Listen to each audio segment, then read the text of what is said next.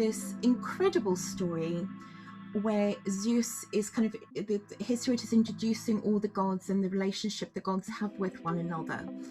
And in that text, Hecate it's said that Zeus is honoring Hecate by allowing her to keep, so he's not giving it to her, he's allowing her to keep her share of the starry heavens, a share of the earth, and a share of the oceans. In the world we live in today, I think we need that magic. We need that, that ability to have our imaginations activated, which is why I guess Marvel is so popular with people. You know, everybody's sitting on the Disney channels during lockdown, watching every Marvel movie ever made. But it's a necessity to kind of be transported into a magical world, because somewhere, I think, in our primordial realities that is still very much part of us, probably, we have a need for that connection to the magical. You know, it's something I've learned over the years, is when I look at teachers and writers and stuff like that now, writing about modern practice, I'm interested not in what they've got to say, but firstly, I'm always interested in how did this change your life? You know, so this practice that you've taken on, whether it's meditation or mindfulness or witchcraft or sorcery, the Goetia, the Key of Solomon, whatever it is that you've taken on, Druidry, Wicca, where did you begin and where are you now? And is the place where you're now better than the place where you started? And for me, it's amazing where my life is at. So, you know, I'm really happy with that. And for me, that's tangible. Welcome to the Spirit Box podcast, where we explore mysticism, magic, esoterica, and the world of the spirits, and everything in between. Today we welcome Sorita d'Este. A highly accomplished author, she has penned The Circle for Hecate, volumes 1 and 2, as well as 20 other titles. Aspects of ancient Greek and Aegean religious and magical practices, as well as ancient Egyptian, Hermetic and Celtic threads, can be found throughout her work, and that combines her experience gained with Initiatory Craft, as well as traditions preserved in other European traditions, Orphism and the Grimoires. Now today we discuss Hecate, her revival in terms of modern witchcraft and occultism, and Serita gives us a superb, just amazing download on Hecate, the aspects of the goddess, and really dispels some modern myths or takes on the goddess.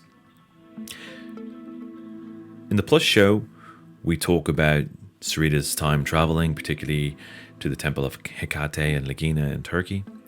But we talk more widely about travel and exchange some stories of our own traveling experiences in Turkey and India, which I have to say have given me the old itchy feet syndrome.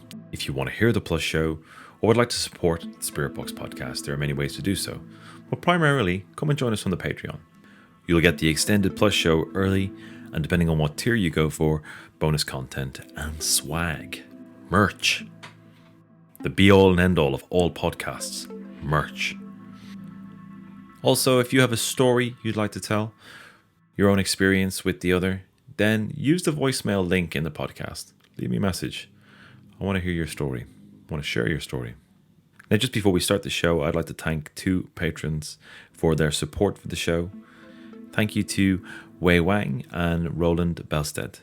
Thank you both. I really appreciate your support. Without your support, it would be very difficult to maintain this show. So you have my thanks. Okay, let's get into it. On with the show.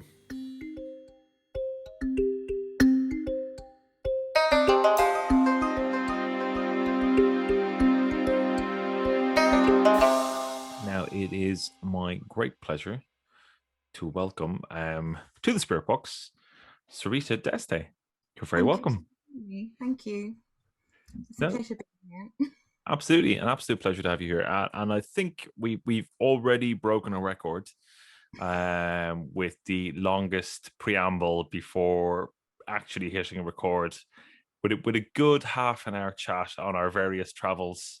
This is the bit where I do feel sorry for a lot of my listeners, because I will at some stage. Do you remember that bit we spoke about before we hit record and do that repeatedly throughout the show? And they're like, we don't know what you're talking about. But it was great. It was great stuff. It was great stuff. So as I said, you're really welcome, and I'm delighted to have you here. Um, just to get people orientated, could you tell them a little bit about who you are and your work? Sure. So I'm Sorita, DSD, and I like to think of myself as a fire starter, troublemaker, but I am a writer and a publisher, and I'm a devotee of the goddess Hecate. And I was born in Africa, in the southernmost point of Africa, and I live in Glastonbury in Somerset, England now. And I've been in the UK for most of my adult life. And I live here with a fluffy cat and a variety of other men folk. Fantastic.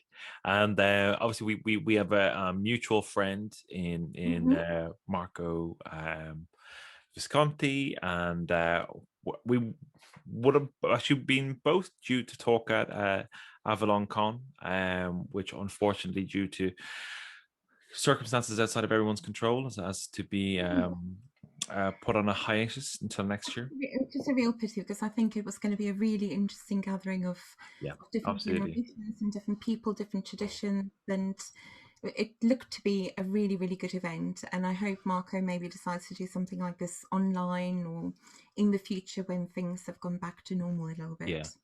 Well, I know there's definitely plans for next year when things are a bit more stable, and I think it'll be bigger and better. It'll be phenomenal. I've absolute faith that it will be absolutely brilliant when it does kick off. So I'm looking forward to that. So in terms of your work, Sure. um, now what I really wanted to ask you about is we've seen this big upsurge in I guess young people gravitating towards the occult. I mean, not just young people, but a lot more, just a lot more kind of, I guess, footfall and people kind of gravitating towards that space, that area. And again and again and again, I see people who are kind of into witchcraft and kind of maybe even a bit more broadly talking about kind of their work with kind of Hecate, Mhm. and what it means to them, the significance of their work, their bond with her, Mhm. and as I was saying earlier in our preamble, that I did some kind of some Google Trends search on Mhm. terms of the names of kind of like Artemis and Diana and Hecate and like Artemis is still a lot higher because it's Artemis has got a huge following huge that the following. occult and pagan world don't seem to be tuned Yeah, into. Really. yeah. But in terms of the occult and pagan world, there's one figure there, Mm. and it's kind of Hecate. And I wanted to ask you, really, what are your thoughts on that? You know, Well, I think things with Hecate has changed a lot in the last decade or so. 20 years ago, when I dedicated my first group to her as a patron goddess, I guess is the term people use, it was a witchcraft group. And back then, finding even an icon of her was impossible. And there was only 2 or 3 books available about her, which is already a lot more than there was about some other goddesses. And I saw a photo today on Facebook of an American author that had a pile of books that were all linked to Hecate. There must have been Matt Oren. Matt Oren. I Yeah, I didn't saw count the book. the books was on there, but I commented and said, Yeah, well, yeah. maybe she's becoming a goddess of literature here. There seems to be more and more people writing about her. And at the same time, there's more and more people teaching about her. There's more people looking for her. And she's also experiencing this surge in media references. So with media references, film, music, um, comic books, everything, computer games. She's appearing everywhere. A friend of mine called Hazel, who was a key bearer in the Covenant of Hecate, did a study on where Hecate appears in pop media, as it were, which is available on the HecateCovenant.com website. And it's an extensive list of media references. So I guess those kinds of references is part of the reason that people are drawn to her, or they hear her name. She's usually shown in some kind of fantastical way. So, you know, magic and sorcery and demons and all this kind of stuff, which of course attracts people that are looking for something slightly edgy. At the same time, I think that there's a change happening in the so-called pagan, occult, witchcraft worlds, where a lot more people are stepping away from the traditions started in the 50s and 60s, which tend to be quite generic, very open, and people are looking for something that goes a little bit deeper, that has a little bit more authenticity, but maybe not authenticity in the sense that it's got ancient roots, because everything has got ancient roots. You know, if you look back, you know, eating a piece of bread was done by ancient people. So more in the sense of kind of like genuine mystical experiences, looking for things that is a little bit more polytheistic maybe. I'm seeing a lot of changes in the way that people approach Hecate and the other gods. So I think for these reasons, you know, people are more interested in her. There's also more and more schools of witchcraft that are specifically dedicated to her. You don't get that many groups, ironically, dedicated to Diana or to Artemis, both goddesses that I'm also very fond of.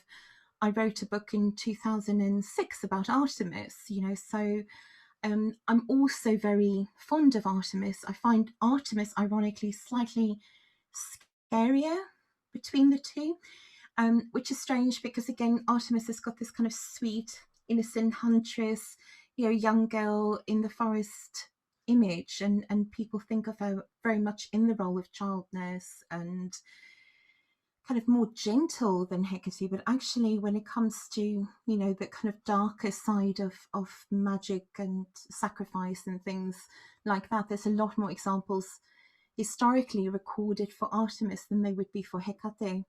So it's an interesting thing. And Diana is I'm finishing off a book that I've been working on for several years on Diana, and I'm hoping to get it out later this year, pandemic allowing me to actually work because my son's been home a lot.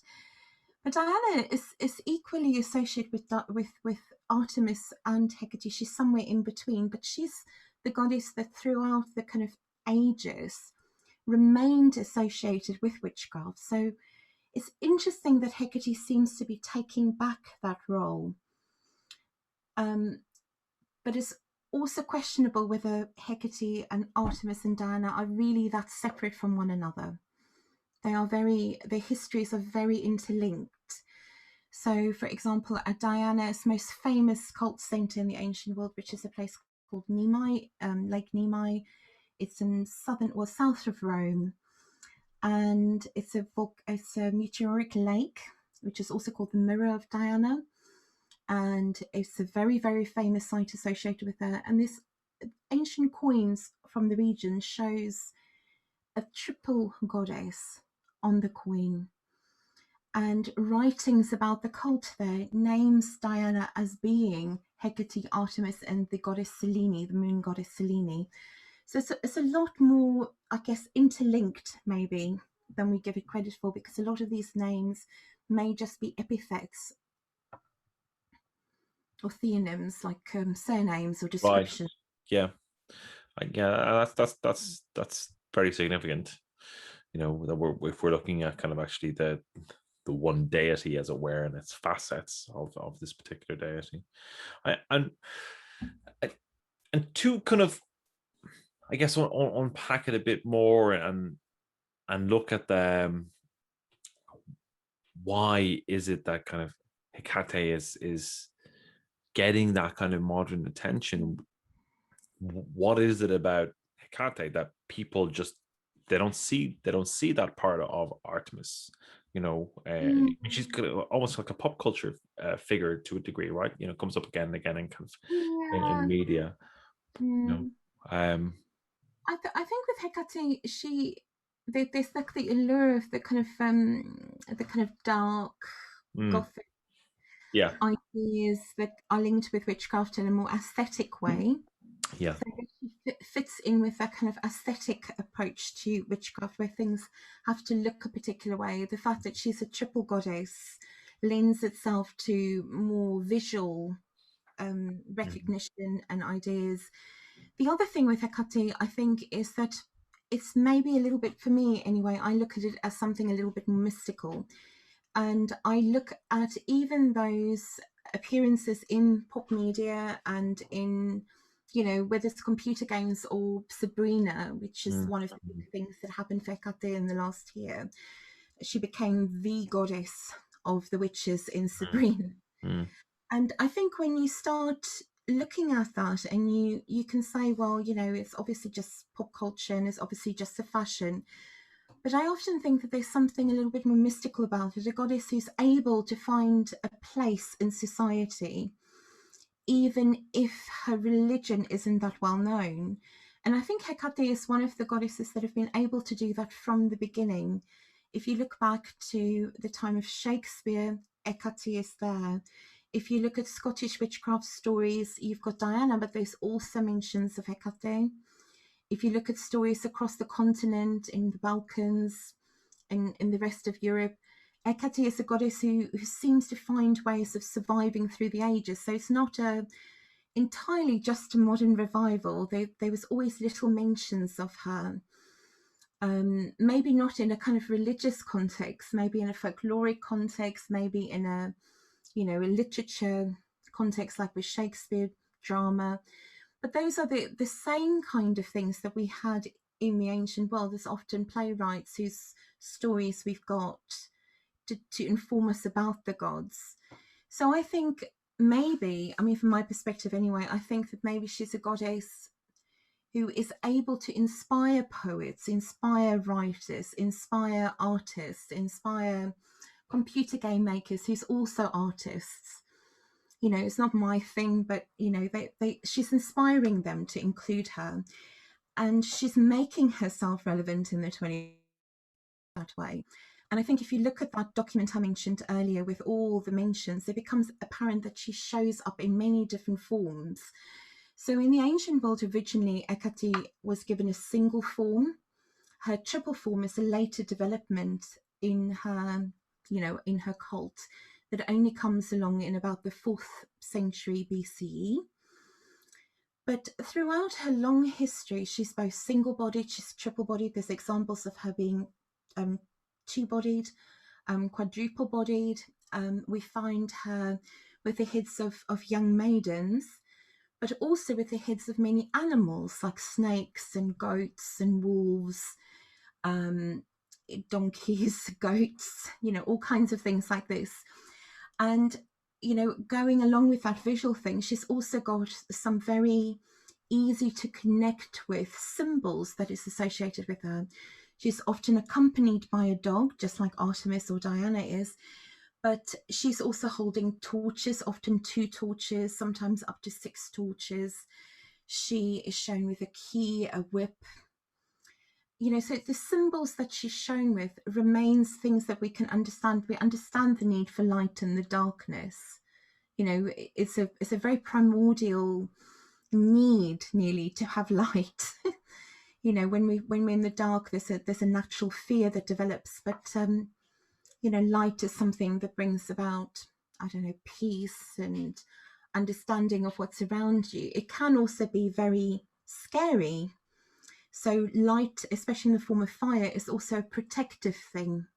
You know, you can hold back things that you don't want to see or that you don't want near you. You know, too much light is obviously something that can be too bright to see as well, but you can keep away things that you don't want close to you. So I think there's a lot of kind of relevance to those themes that she's associated with. In the ancient world, she was called on as the nurse of children, which again is a role associated with both Diana and Artemis. Nursemaid is one of the big things that she's given. But there's lots of things about Hecate, even in ancient kind of Hellenic texts, that sets her aside and apart from some of the other gods or from the main gods. And not as some of the classicist and Victorian writers would have had it, like in a lesser role, but in actually a much higher role than is apparent. So she might not be a goddess that is usually one of the 12 Olympians. She does make it as one of the 12 Olympians in different regions at times, but she's not normally one of the 12 Olympians. But she has this role right from the beginning. In the first religious text that we have, which is Hesiod's Theogony, we have this incredible story where Zeus is kind of, Hesiod is introducing all the gods and the relationship the gods have with one another. And in that text, Hecate it's said that Zeus is honoring Hecate by allowing her to keep, so he's not giving it to her, he's allowing her to keep her share of the starry heavens, the share of the earth, and the share of the oceans. But he also exalts, and he says, the text says, the Hecate is the goddess who Zeus honors more than any other, which kind of doesn't make sense. You know, Zeus is not honoring Aphrodite or even his wife Hera more than any others. He's honoring this outside goddess more than any other. And further down in the text, we find references to her as being like an intermediary. So Hesiod says to us, if we call on Hecate with Poseidon, she will give the fishermen greater catches. Or if we call on, I mean, this text is from the 7th century BCE, so obviously it's not going to say it's going to put more money in your bank account or give you a yacht, but it's you know, if you call on Poseidon, she's going to give you a greater catch.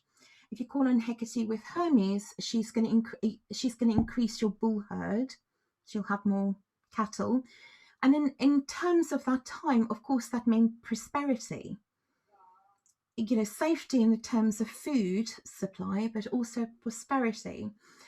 And we also find that Zeus specifically mentions in that text that she remains, as she has been from the beginning, the nurse to children, which is a role that's incredibly important, because in places like Lagina, which is now in modern day Turkey, but was part of ancient Anatolia Carrier region, we have the Temple of Hekate there, which is the last classical temple that was built, and that temple is dedicated to Hecate. And it's a very interesting site. It's huge. It was part of a mystery cult. It was connected to a local city, Stratonicea, by a sacred road, very similar to things that you get at Eleusis and, you know, other famous sites like that. And they're only just starting to research the site that was discovered 130 years ago now. But they're only just starting to kind of research it properly, and they found the city, which they thought was a bit of a myth. They thought that maybe it was just a small little town. It turns out it's a lot bigger than, you know, people given it credit for. And at that site, the friezes on the sides of the temple, which is currently in the museum in Istanbul because it was removed in a very bad way by 1800s archaeologists, who treasure hunters basically, in my opinion. And they removed the friezes, and those friezes are in the museum in Istanbul. And on one of the sides, it depicts Hecate in a role holding the swaddled baby Zeus. So in the story of the birth of Zeus, which of course is part of the whole fall down of Kronos, and Rhea kind of giving Zeus a stone and swaddling the baby, and he's being kept safe in a cave somewhere in Crete by dactyls, and, you know, all these kinds of things. If you kind of look at that story, there's another birth goddess that's usually named, but it seems like in some regions that story was linked to Hecate, and the birth goddess Ilithea is in other places also linked to Hecate. So it's possible that that's just another name for the same goddess. Not that all the goddesses are the same, but they do have these like localized names or epithets that they called upon. So, you know, that's right at the beginning in the 7th century BC, and I've kind of gone off on a little bit of a Hecate is great there rant. But we find similar roles for Hecate much later on in the Chaldean oracles, which is dated to the 3rd, 4th century CE, where Hecate is also given, in the Chaldean hierarchy, there's like 3 worlds that are kind of subdivided, and Hecate rules the kind of middle world, but she's also with the father god, the first father, alongside him, in the kind of heavenly realm. So it's a kind of interesting thing, because there's not just this one version of Greek religion or Roman religion that we sometimes believe there is. Things weren't quite as black and white, because in the different regions she was seen differently. So she's always had a role that seems out of place when we just look at the story of the Olympian gods, because then it doesn't quite make sense. But as a goddess who had a portion of the heavens, she would have been able to roam freely in Olympus, but also in Hades, because she's a goddess of earth, on the earth and in the ocean, which is not something all the gods can do. Hades needs special dispensation to leave the underworld. So most of the gods can't just, flit around. But she, and also Hermes is another god who is able to do that. So I think the connection with Hermes, for example, is also very interesting, because again, it's a very ancient one.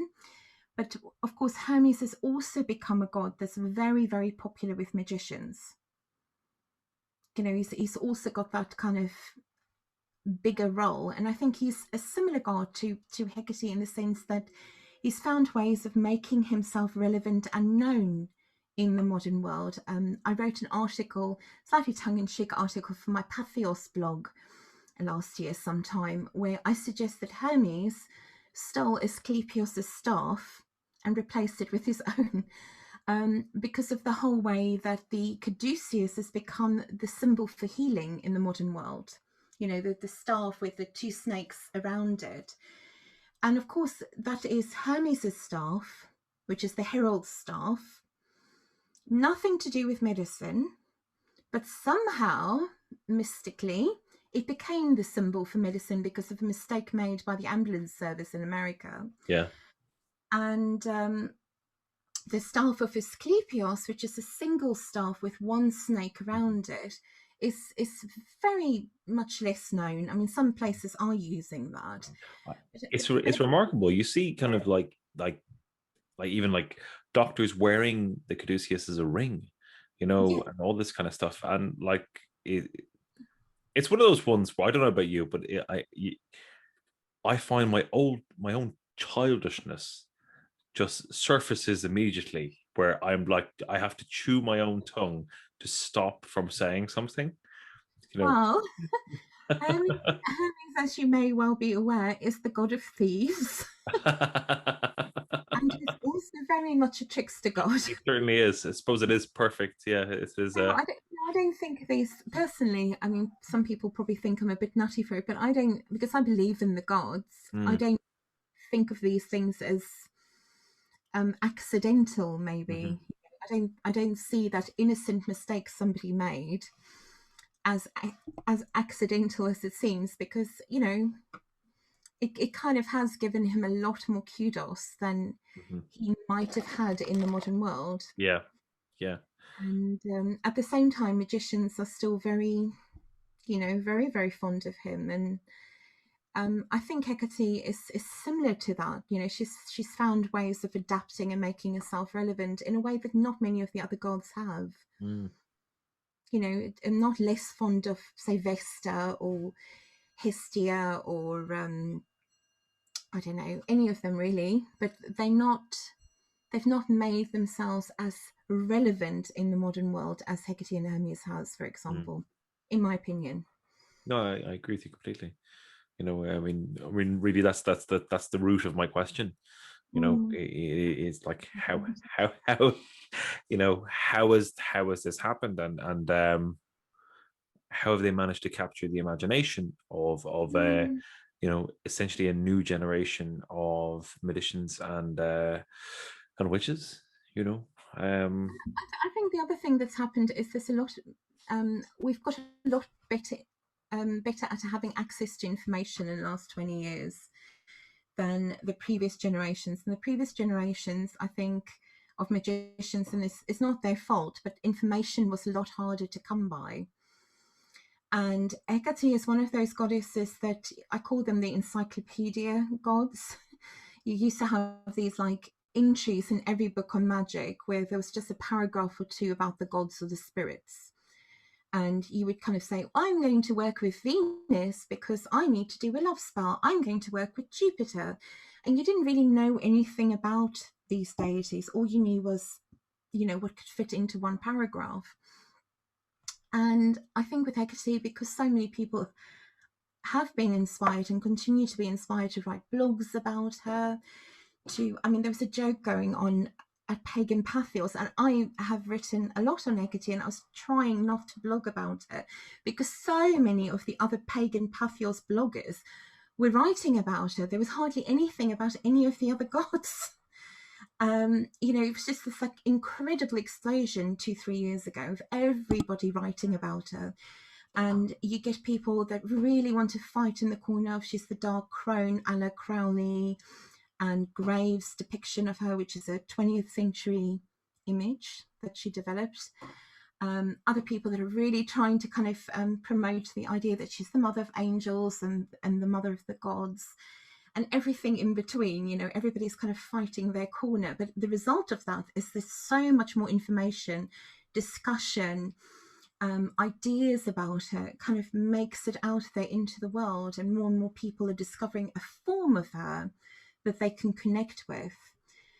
And, again, Hecate has a very, very long history.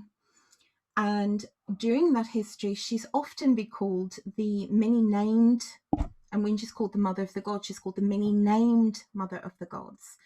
She's also called multiform because of, I mentioned earlier, she has this triple form, single form, double form, quadruple form, animal form, human form.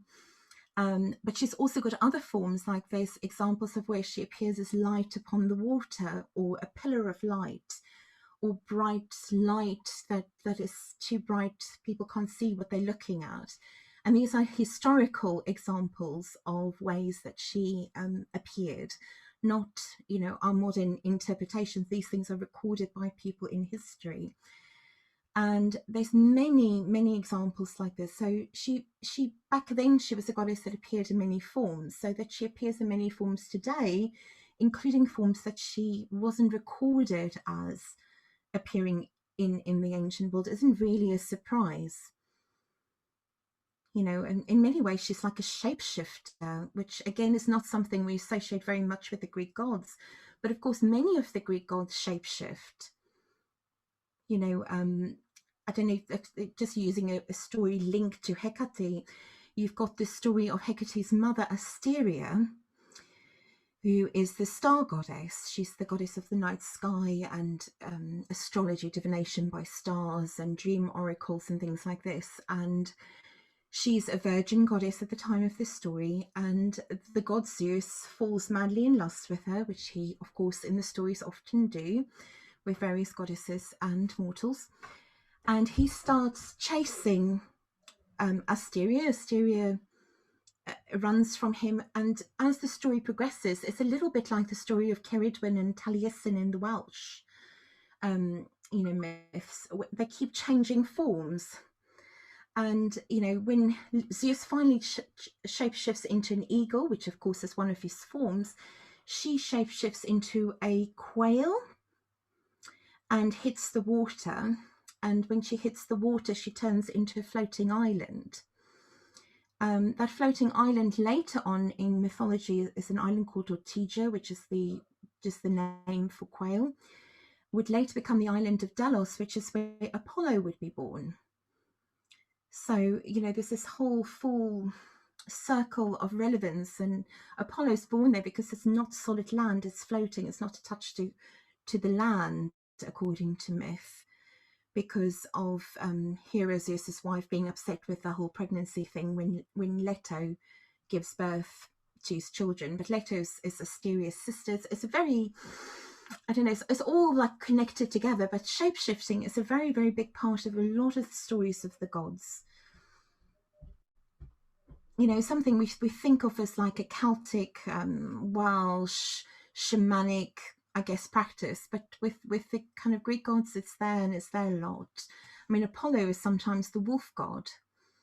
So you've got this kind of werewolfy type thing going on for him sometimes, which again is not something we hear a lot of people talk about. So I think this ability of some of the gods to shape shift and change, because in the world we live in today, I think we need that magic. We need that I don't know, that ability to have our imaginations activated, which is why I guess Marvel is so popular with people. You know, everybody's sitting on the Disney channels during lockdown watching every Marvel movie ever made. But it's a necessity to kind of be transported into a magical world, because somewhere I think in our primordial realities that is still very much part of us, probably we have a need for that connection to the magical. Well, it's interesting you mentioned superheroes, because I do think there's a real thread to particular kind of like goddess archetypes through those Mm-hmm. superheroes. You look at like the Flash I mean, he even wears like some of Hermes Mm-hmm. signifiers and symbolism. Like there's very similar figures there. And I often think about them as well as that comic book heroes are another form of manifestation of these god types. They find a form of expression. They find a form of permeating into the culture. It's a form of storytelling, and Yeah. that's how the stories of the gods were told and passed down. That's what mythology is. Yeah, It's absolutely. it was never fixed in the way that we understand it today. And often the stories of the gods are quite separate from the way in which they were honored and how they were worshipped, and etc. I mean, there's some hilarious stories about, um, you know, quite strict ways in which some of the gods that we consider to be quite wild and free were worshipped, and the rules that of respect and hospitality and, you know, behavior was a lot more dictated, because it's like formulas and recipes for kind of connecting to the gods, um, versus celebrating the gods, which storytelling is part of in my mind. You know, the telling of these stories is very much part of the way that people understood it. I mean, people that grew up in a Christian culture would have been told the Bible stories. It's not necessarily the reading of the Bible, it's the telling of the stories, which sometimes is quite different from what it says in the kind of, you know, in the actual book there.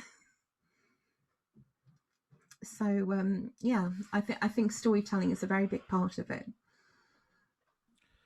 So, taking kind of a slightly sideways turn on this, in terms of you know your relationship with Hecate, and really only what you're comfortable talking about. What does she mean to you? How does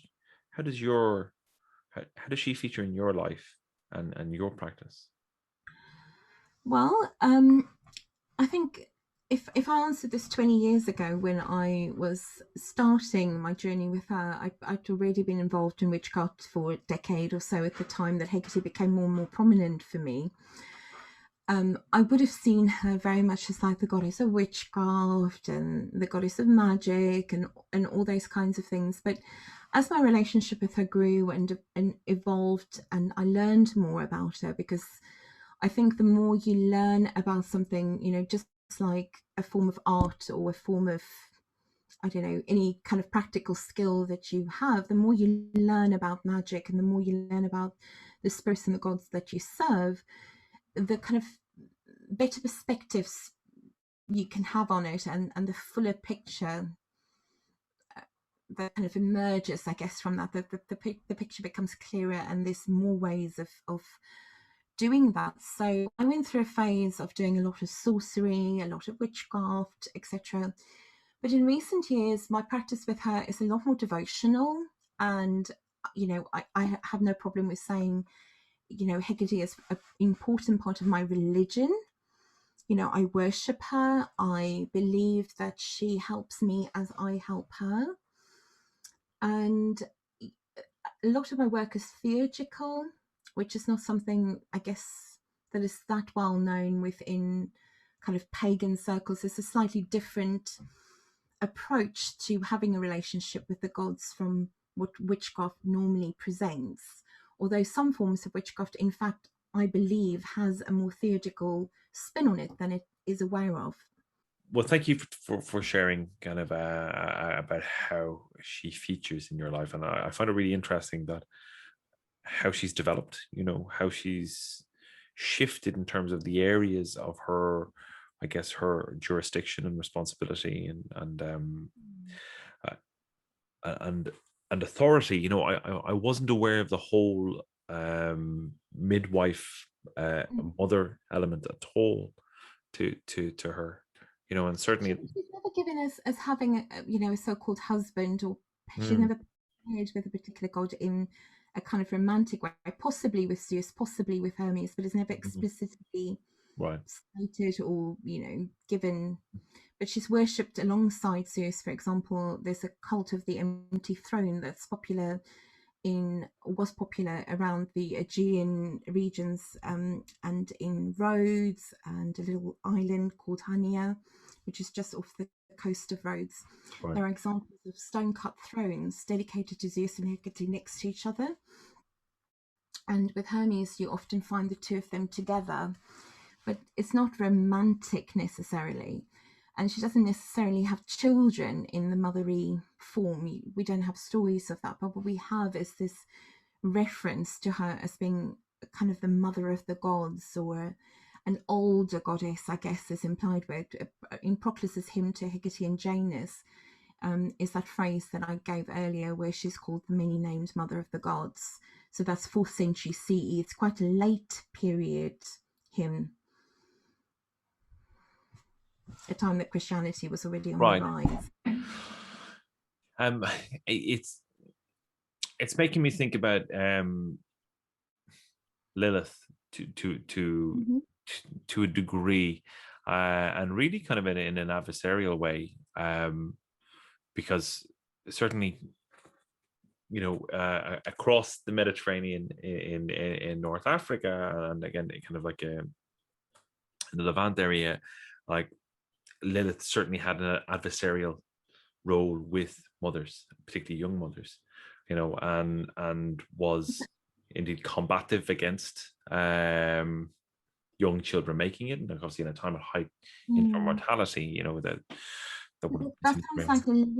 that sounds more like the late Lilith that's kind of derived from the Mashtu, the kind of baby devourer. The baby devourer, exactly. The child eater. That's quite a late story, unless you go back to the kind of Lamashtu story, yes, which is much older.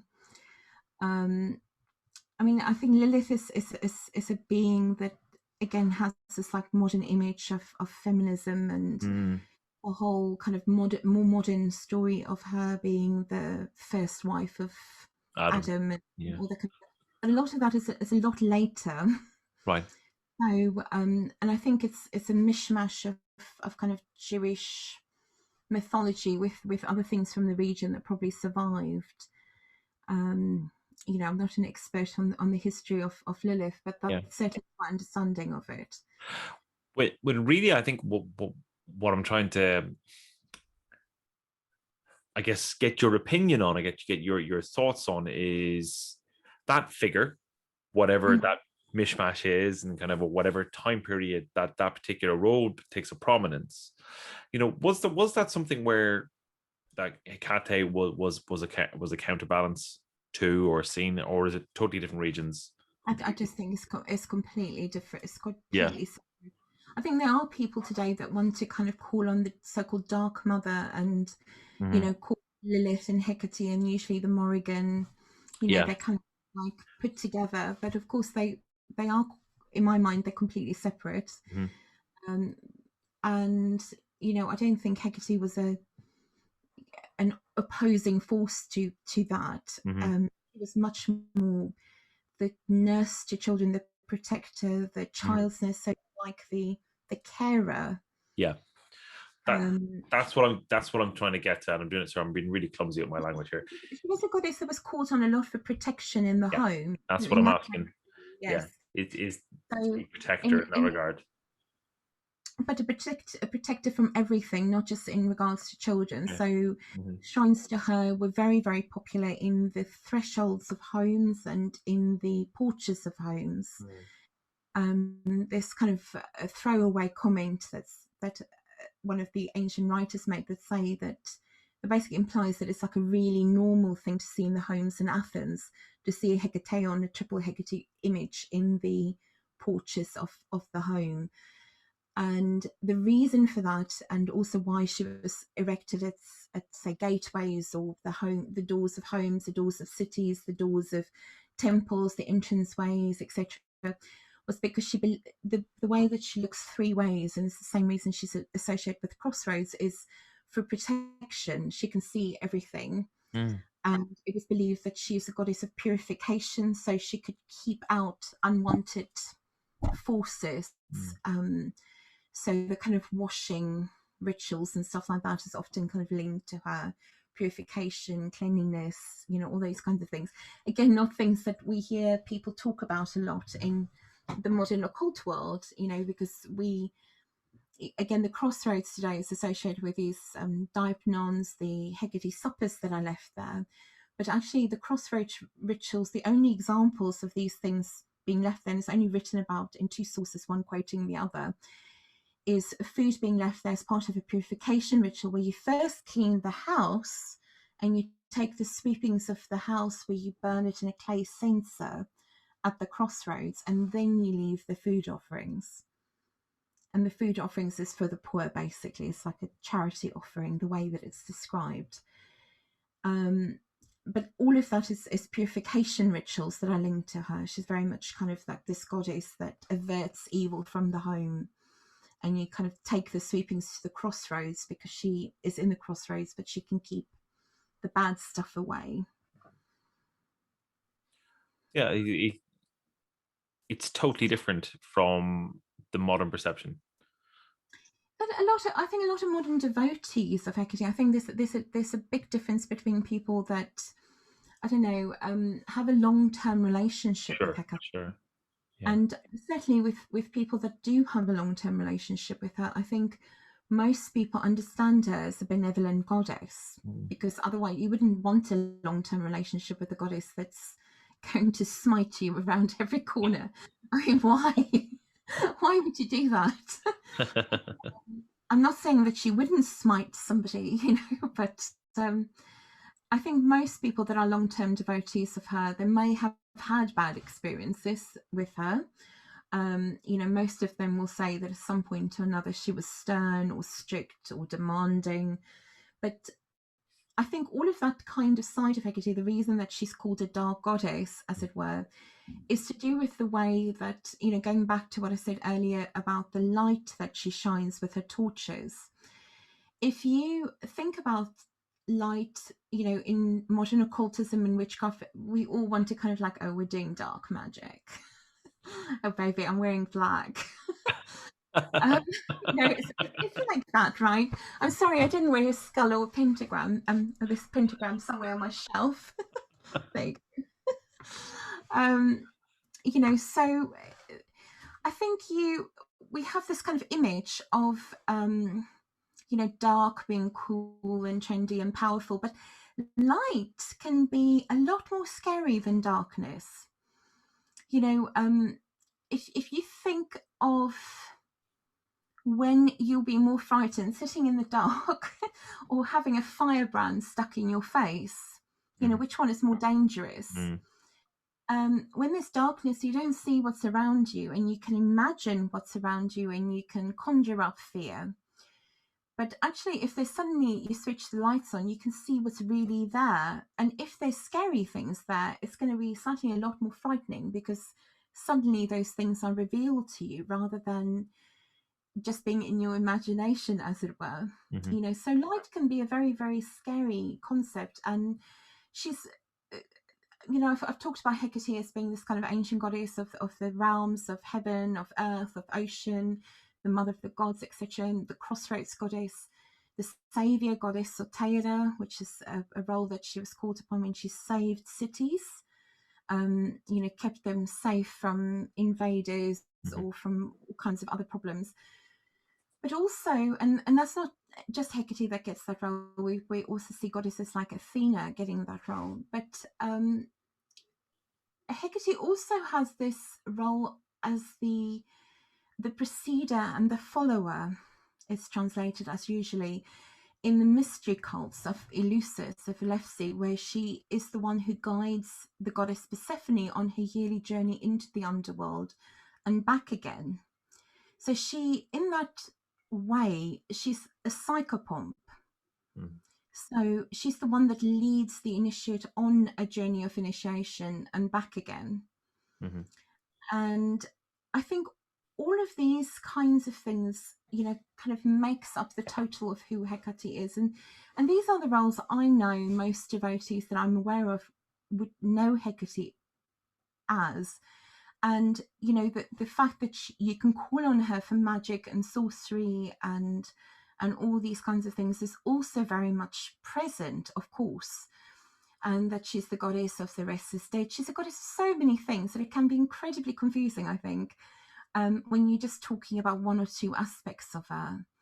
So, maybe I'm being entirely confusing right now. I don't know, and just adding to that confusion. But, she is a goddess of many, many, many things. And it makes it a little bit confusing. The more you look at her, the more you realize that she's not just the goddess of ghosts and witchcraft, which is what she's so often, I guess, named as in pop media or in those encyclopedia kind of entries and pagan books.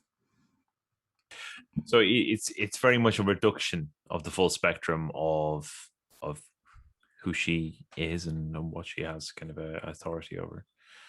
Yeah, I think a lot of that also came because in the late pagan era, mm-hmm. Hecate's popularity seems to have been quite big. Mm-hmm. And she's part of the story of Julian the Apostate, for example. Are you familiar with the work of Julian the Apostate? He was. I am too, but Yeah. I don't ask me to quote any of his work. Julian the Apostate was the emperor of the Western Roman Empire, and then on the death of his uncle Constantine, who was the emperor who brought in Christianity as a state religion, as it were, Julian also inherited. He was named by Constantine as the successor of that realm. And he recombined the Eastern and Western realms, and he tried to reinstate polytheism, paganism, and he also invited back all the kind of exiled bishops of the early Christian church that didn't fit in with the ideas that were being put forward at the time. He didn't live very long because obviously what he was doing was heresy, and it was upsetting. He was redistributing wealth and refused to kind of be taken to state meetings in the proper way. He wanted to walk barefoot and all this kind of stuff. He's a hippie with big ideas, and he did a good, he made a good run of trying to reinstate paganism. But his journey with that started with a theurgist that he attended a ceremony with, who was invoking Hecate. So she's kind of always there. She's there at all kinds of strange liminal points in history, which just makes her like a lot bigger and a lot more confusing, I think, to look at when you've got this understanding that she's just a goddess of ghosts and witchcraft. She is a goddess of ghosts and witchcraft, but there's a lot more to the story. And in terms of your relationship with her, what has been, what surprised you by it, and kind of what's been the most kind of, I guess, that those moments where you feel kind of there's a tangibility to the bond? That's an interesting question. What would I say to that? I think that in the first 5 or 10 years that I was working closely with her, I was often doing that within a group or community context. And we did a lot of trans-oracle work, transpossession work with her. and I often sat as the oracle, and my experiences during that time with Hecate was very different from my experiences with the other gods that the same kind of work was being done with. So I had the opportunity to have that same experiences with other deities and other spirits.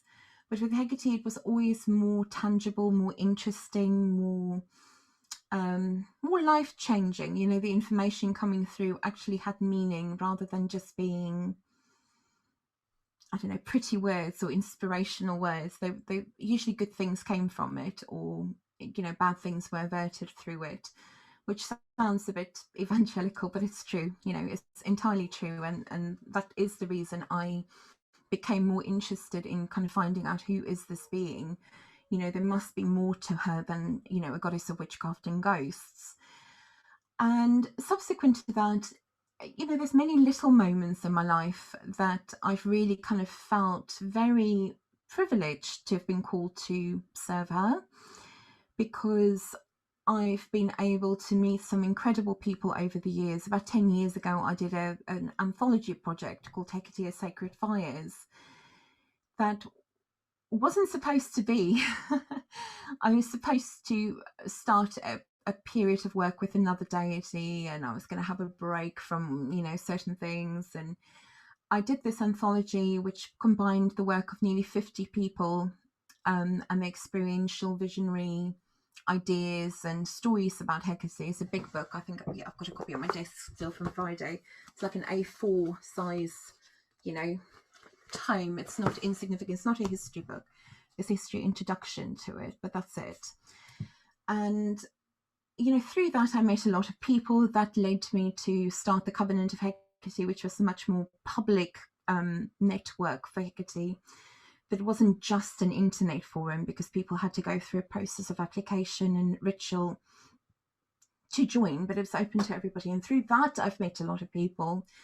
That then kind of led on to the Hecate Symposium, which I started doing in 2012. I'm doing one online this year, because obviously with the pandemic, things are impossible. But the online version of it in its own right is going to be more interesting, because it's going to combine people internationally that couldn't previously participate. So, you know, again, it's like another doorway being opened. So I guess in a way, the most tangible thing about Hecate is that she's transformed who I am. She's transformed the way I live my life. She's transformed many things, you know, around me and in people around me that I can tangibly see and understand when I'm looking at it. And for me, it's been a positive experience. And I guess for me, that is really where the proof of the pudding is, you know, the actual, you know, it's something I've learned over the years, is when I look at teachers and writers and stuff like that now, writing about modern practice, I'm interested not in what they've got to say, but firstly, I'm always interested in how did this change your life? You know, so this practice that you've taken on, whether it's meditation or mindfulness or witchcraft or sorcery, the Goetia, the Key of Solomon, whatever it is that you've taken on, Druidry, Wicca, where did you begin and where are you now? And is the place where you're now better than the place where you started? And for me, it's amazing where my life is at. So, you know, I'm really happy with that. And for me, that's tangible. You know, I can talk about visions and magical and mystical experiences, but I think that's meaningless, because that's, you know, between me and the experience. That's not something I can ever really convey in words. I think that's tremendously insightful. You know, thank you for that answer. I got a lot from that. And it's relevant. I think that's relevant to anybody in this space in terms of kind of, you know, what, you know, where has it taken you? Are you different, and are you a better person? Are you a happier person? I think, or whatever it is, you know, one would assume improvement generally goes hand in hand with where somebody started and where they are now, because you know, some people are born with more than others, you know, more whatever the case may be. But I think for me, that definitely is, how I look at it, and I'm incredibly, I've got so much gratitude for the journey I've been on in the last 20 years, and the people has brought into my life, the opportunities has brought into my life, the adventures has brought into my life. If I, just I'm kind of thinking of a particular adventure at the moment that I can probably make a movie about or write a book about just the one adventure, and it just wouldn't have happened if it wasn't for my interest in Hecate. If anybody wants to find out kind of more about you and follow you, where are the best places for them to do so? So I'm all over social media for different reasons. You can obviously find me. I've got a website, www.sorita.co.uk, or you can follow me on Facebook or Instagram, again as Serita DSD. You can find out more about my books and the works I publish, because I run a small publishing company, which is Apollonia Books, or the Covenant of Hecate is hecatecovenant.com. And we're just in the process of planning. And we've just announced the Hecate Symposium 2021 as well, which will be a fantastic gathering of many different Hecatean authors and devotees and priests, priestesses, people from many different traditions, with all kinds of talks over 2 days. It's going to be exhausting, but interesting. Awesome. So, yeah. Fantastic. I'll pop all the relevant links in the show notes. Sarita, it's been a pleasure talking to you. Have a wonderful evening, and take care.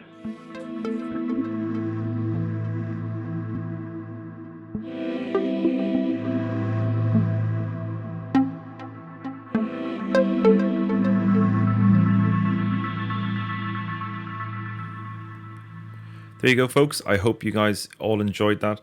Some real knowledge there on Hecate from Sorita. What a pleasure to have somebody so well-versed and well-educated on their subject matter on the show. Absolutely fantastic. If you want to find out more about Sorita or follow her online, you know the drill. The links are in the show notes. So go and do your thing. All right, chaps, that's it from me. Have a great day and talk soon. Bye.